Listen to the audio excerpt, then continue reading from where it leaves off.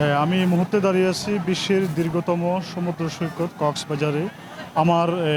আমি একটু দেখানোর চেষ্টা করছি। আমার পিছনে আপনারা দেখতে পাচ্ছেন এই মহান বিজয় দিবসের ছুটি এবং ডিসেম্বর মাসে স্কুল কলেজ বন্ধ থাকার কারণে অনেক শিক্ষার্থীদের নিয়ে পিতামাতা কক্সবাজার সৈকতে বিভিন্ন দেশের বিভিন্ন প্রান্ত থেকে ঘুরতে এসেছেন।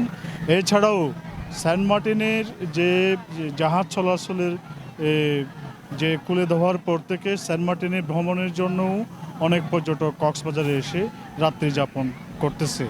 এছাড়াও কক্সবাজারের যে আগত পর্যটকেরা তারা তাদের নান্দনিক সময়গুলো সমুদ্র সৈকতের নীল জলরাশিতে তাদের বিভিন্ন টায়ার টিউব এবং খালি গায়ে তারা জলরাশিতে গা ভাসি আনন্দ উল্লাসে মেতে উঠেছে।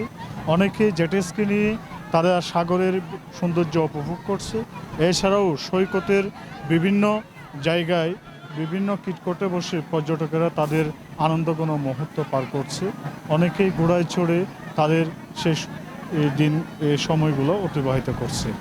এছাড়াও আমরা যতটুকু জানতে পেরেছি হোটেল মোটেল জোনের আজকের এই মহান বিজয় দিবস উপলক্ষে হোটেল মোটেল জোনে প্রায় 90 থেকে 100% রুম বুকিং রয়েছে।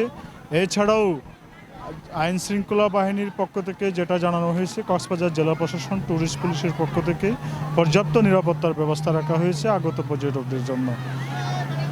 মহান বিজয় দিবসকে কেন্দ্র করে যে পর্যটকগুলো কক্সবাজারে আগমন করেছে তাদের যাতে নিরাপত্তার কোনো ধরনের ঘাটতি না হয় সে বিষয়ে সতর্ক রয়েছে ট্যুরিস্ট পুলিশ, লাইফগার্ড এবং জেলা প্রশাসনের নিয়োজিত বিএস কর্মীরা।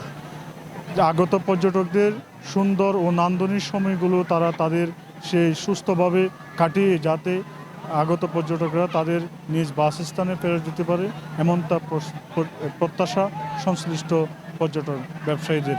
এই ছিল কক্সবাজার সমুদ্র সৈকত থেকে আমার কাছে সর্বশেষ।